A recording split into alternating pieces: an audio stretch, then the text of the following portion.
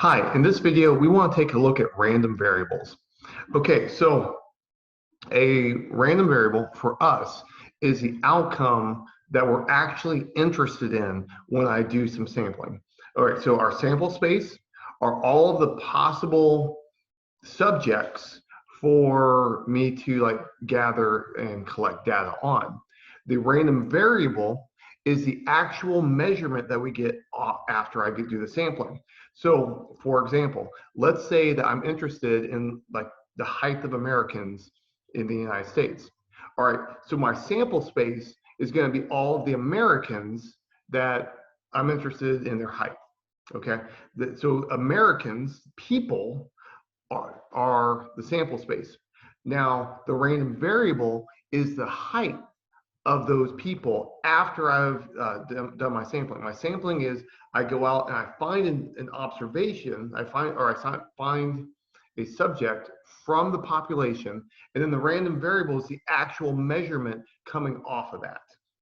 Okay, so this is going to be actually a function just like in college algebra, because we're going to have the individual is the domain value, and then the outcome is going to be the measurement for height. Now, another example would be like gender. Now, my sample space, once again, are people, and then the actual value I get from the measurement is their gender. All right, so some of the just kind of keep in your mind is that a random variable is actually a mathematical mapping, a college algebra function from the population I'm sampling from to the space of values for my study. All right, so we've got something called a probability function. Probability functions give us a measurement of how likely a particular measurement is as we go through and do our sampling from the population. All right, so a probability function takes all of the possible values that I can observe of that random variable and then connects it to a numerical value between 0 and 1. All right, so the probability that I observe a particular value is the value of the function.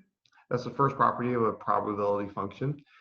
All of the values are between 0 and 1 when I'm looking at a discrete value. And then if I add them all up, I'm going to get 1. Okay, so now this is the discrete value definition for random variables, but this is a good place to start. We'll get into continuous later. Now, something that we're going to do, and this is kind of an unusual convention that sometimes students have trouble with.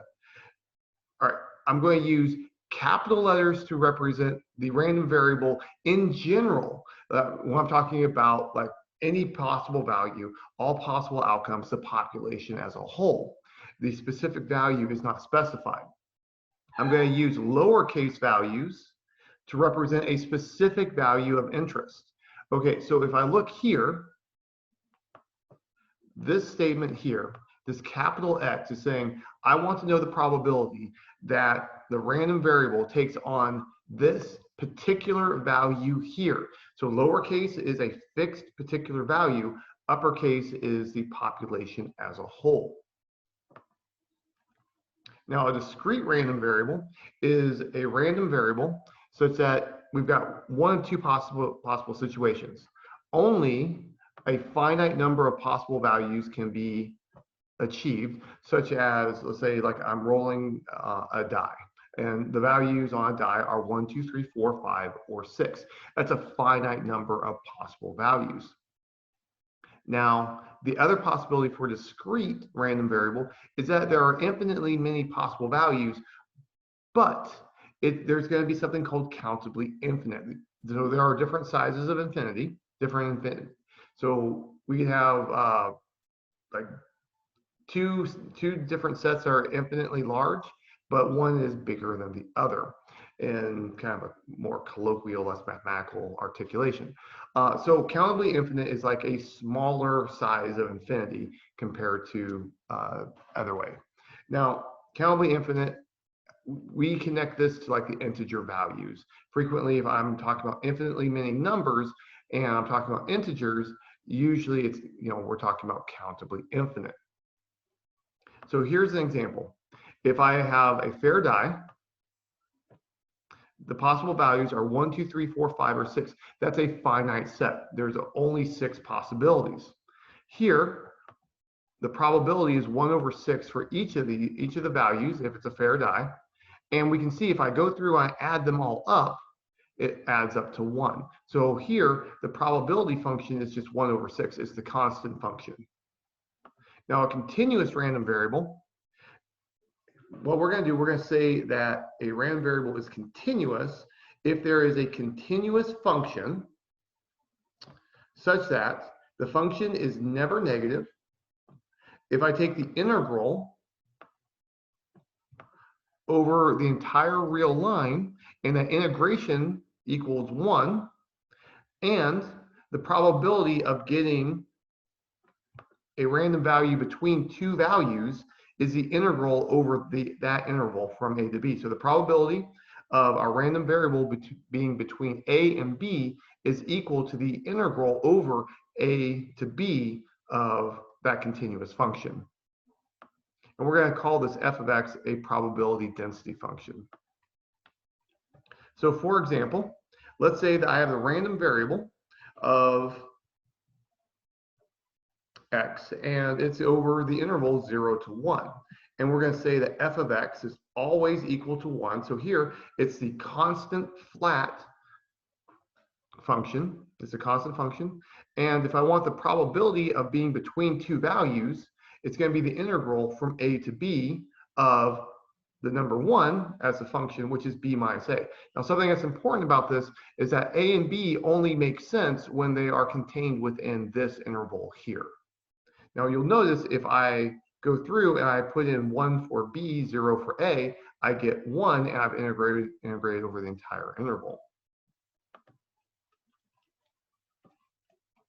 Now, the cumulative distribution function, this is given by, if I take the probability that x is less than or equal to a particular value, then that is my cumulative distribution function.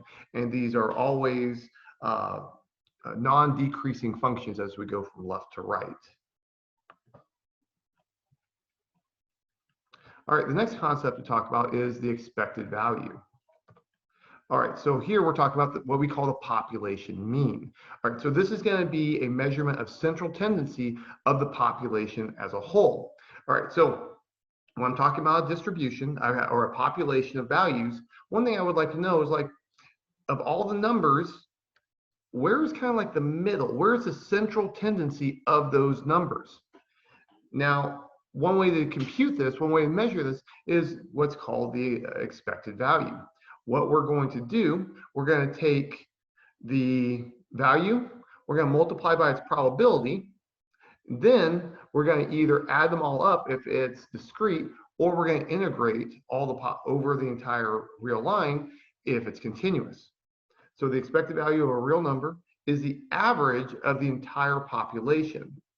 And this is going to be our central tendency for the population as a whole. All right, so this is telling us kind of like where on the entire real line is, in a sense, like the more central aspect of it. Now, what we're going to do to make this easier and a lot of formulas for us, we're going to use Greek mu, lowercase mu, to represent expected value. So the expected value of x is equal to mu. Now, here's a disclaimer I need to throw out there. Not all random variables have expected values.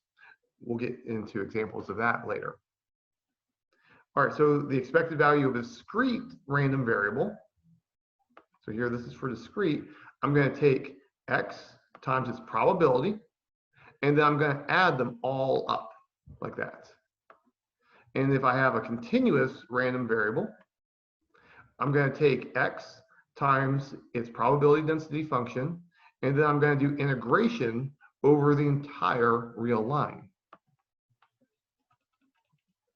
Now, the expectation of a function is very similar to the expected value, except here, instead of doing the expected value of x, I do the expected value of the function. So what we do, we take the random variable, we plug it into the function that we're interested in, and then we compute the expected value by multiplying by the function. So here, if it's discrete, I take g of the random variable, I take the probability of that particular value of the random variable, and I add them all up. That's for discrete. Now, if it's a continuous random variable, the expected value of the function is going to be, I take the function, I multiply it by the probability of that particular value, or the probability density function of that particular value, and then I integrate over the entire real line. And that will give us the expected value of the function for a continuous random variable. All right, so now let's apply this. All right, so far we've talked about the central tendency, the expected value of a random variable. Now what I want to do, I want to get some kind of measurement of how spread out the population is. Okay, so to do that, what we're going to do, we're going to take the expected value of the random variable minus its central tendency, and then we're going to square it. All right, so you'll notice that since I'm doing a squaring, all the possible values are 0 or positive. Okay, and then I'm going to take the expected value using the formulas here in that. So this formula here, g of x is x minus mu squared. And then I execute one of these formulas depending on if I have discrete or continuous. Now, we use this so often that we're going to go ahead and give it a name, variance, and we're going to give it its own Greek letters. So variance is going to be sigma squared, lowercase Greek sigma squared. Now, this formula, if I'm sitting down and computing it, sometimes can be difficult to work with. It can have there's frequently there are easier ways to get this number, this variance value. That easier formula, a lot of times, is to take the expected value of the random variable squared and then subtract the square of the expected value. And that's this formula here. All right, and so that works out pretty well for us. A lot of times, this is the easier one to work with most of the time. This is like the definition of it. This gives us a very coherent way to do like theoretical work on variance. But when I need to sit down and actually compute the variance of a particular random variable, usually this formula is the easier one to use. The second one's the easier one to actually execute with if I'm not doing theoretical work. Now, the next one that we want to talk about is standard deviation. All right, so remember that variance involves a squaring aspect. All right, so if my unit of measurement for my original data, let's say that was in feet. All right, then the variance is going to be measured in feet squared. What does feet squared look like if I'm talking about something like, a length? You could say area, but then does that really makes sense? It doesn't really connect to our actual observations that well because it's a different unit of measurement. So what we do is we take the square root to convert it back to the original measurement unit. And so what we do for standard deviation, we take that variance that we were talking about a moment ago, and we just take the square root. Now that's on the same unit of measurement as the original observations. Okay. So why do we have both of these? So sigma is, so the standard deviation is almost always the better one to work with if I'm working with data. So if I'm working with like a sample and I've got actual observations to work with, the standard deviation is almost always the better one. Now, when I'm doing theoretical work, trying to figure things out, that square root can be a pain in the neck. And because of that pain in the neck, if I'm doing theoretical work, the variance is actually an easier one to work with because I don't have to worry about that square root. And we just kind of acknowledge that there is a connection, but there's like a square root business going on between the two. And I basically just use whichever one is more convenient for the work I'm doing at the time. All right, so expected value gives us a measurement of like where is the central tendency left and right on the number line. The variance and standard deviation gives us a measurement of how spread out the population is. Next one we want to talk about is skewness. All right, so what we want to do, we want to measure, we want to get a sense of how balanced the data is about the expected value. So if it's a symmetric distribution, it's going to have an equal mass of the distribution to the left as to the right.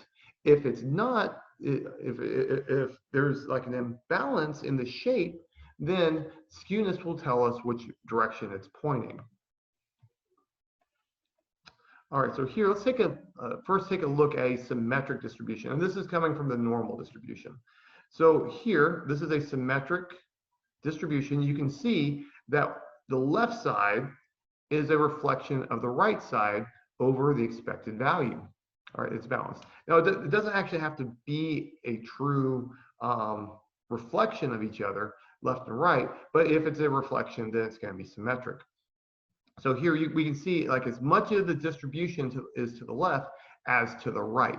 Skewness is kind of measuring how things are distributed to the left compared to the right. Now let's look at a left skew distribution.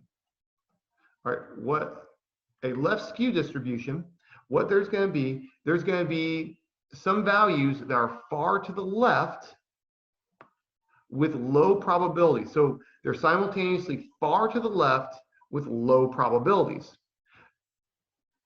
Now to the right, there are going to be values close to the right, but with larger probabilities. Okay, so if you look at this, it's like there's it's going to be far and low probabilities on one side and close with large probabilities to the right. So there's a distance and a probability aspect like coming together, and this is telling us how is it distributed comparatively. So let's take a look.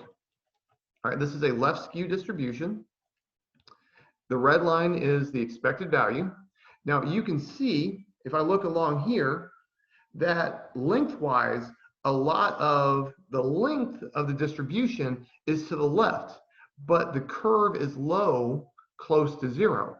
All right, so these values over here are far to the left, but with low probabilities.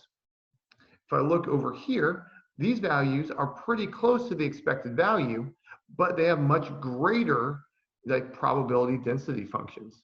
All right, so you can see that there's kind of like a balancing act about the expected value.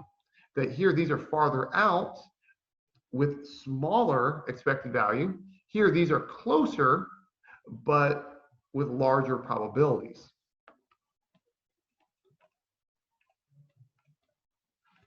If I look at right skew, what's going to happen is that we have some values that are far to the right with low probabilities, and to the left,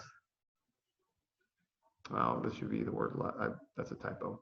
Values close to the left of the expected value with larger probabilities. And let's take a look at it visually. So here we can see that I've got values farther to the right of the red line of expected value. Red is the expected value right here on the number line. So look, between 1 and 2. I have some values that are far to the right, but these are low probabilities. Here I have some values that are relatively close to the expected value, and they have greater probability density function values. There's a balancing act about the expected value. Now, there are several ways in theoretical statistics to measure skewness, and there's a bunch of different formulas. Here, I'm going to go ahead and present this one because it's relatively simple, and that's going to be the expected value of x minus mu divided by the standard deviation, cube it. All right, so it's x minus mu divided by standard deviation, take the cube of it, take the expected value. A lot of stuff going on there. Now, if I have actual data, a faster way to estimate the skewness is to take the sample average minus the sample median, multiply by 3, and then divide by the standard deviation. And this gives us a pretty good estimate of the skewness without having to do a whole lot of computations. Once I have the sample mean, sample median, and standard deviation, it's just typing this into a calculator. Now, something that is important about this that I want you to notice is that the sample mean minus the sample median give us an just those two values, the difference between them, give us an indication of which direction the skewness is pointed. And this can be a good way for us to measure or just to kind of like eyeball the skewness of data. So if I can use mean minus median, if that's a large value and positive, I know that I've got one type of skewness. If it's a large value and negative, I know I have another type of skewness. If they're close to each other, if the mean and median are close, usually I have a pretty symmetric data set. All right, so now the next concept is kurtosis. All right, kurtosis measures basically how much of the data, how much of the population is in the tails of the distribution. So how much is like farther out, far to the left and far to the right. Now, a lot of people will call this peakedness. And peakedness is actually technically the wrong way to look at it. Peakedness would be measuring how much is in like the central tendency region. We want actually the tails region. Kurtosis measures the tails. Okay, so here we're going to take the random variable minus its expected value. We're going to divide by the standard deviation, and then we're going to take it to the power of 4, then take the entire expected value. All right, so let's think about it. If I have a number greater than 1, I put it to the power of 4. If it's greater than 1, power of 4, that number is going to, the result's going to be bigger than the original number before I took the exponent. If the number, if x minus mu over sigma is between 0 and 1, or between -1 and 1, taking to the power of 4 is going to make it smaller. All right, so what's going to happen is that values that are close to the central tendency are going to shrink down and give us pretty small values within the expected value. Values that are farther out are going to explode when I take a power of 4. And that is how we're going to get kurtosis. So that power of 4 makes it like, if it's far away from central tendency, that power of 4 makes it bump up by quite a bit. All right, so let's go ahead and look at two distributions to get a feel. Here, the blue curve is a distribution that has greater kurtosis than the red distribution. All right, so here we have greater, we have a greater amount of mass in the tails than we do for the red curve. So the blue curve is the Cauchy distribution. The red curve is the normal distribution. Now, if you look at a theoretical statistics textbook, they'll say the Cauchy's distribution kurtosis is undefined,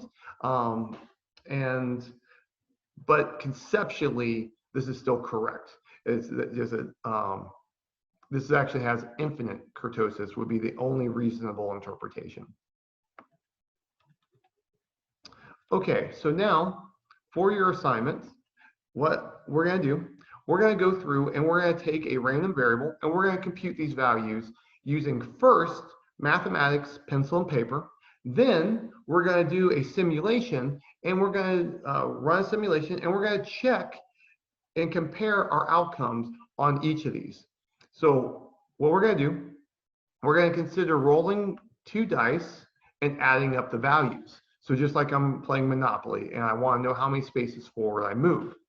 All right, we're going to create a probability table of each of the values, 2 through 12. Then I want to get the population expected value. So you're going to need, for this part, you're going to need to use that table every single time. And then I'm going to compute the population variance, population standard deviation, population skewness, population kurtosis. After I've done that, we're going to go through and we're going to do a simulation using a random number generator. We're going to use the sample function in R to generate 10,000 simulated rolls of the dice. And now once I do this, I want to check to make sure that my probability table that I did previously is consistent with the outcome from my simulation.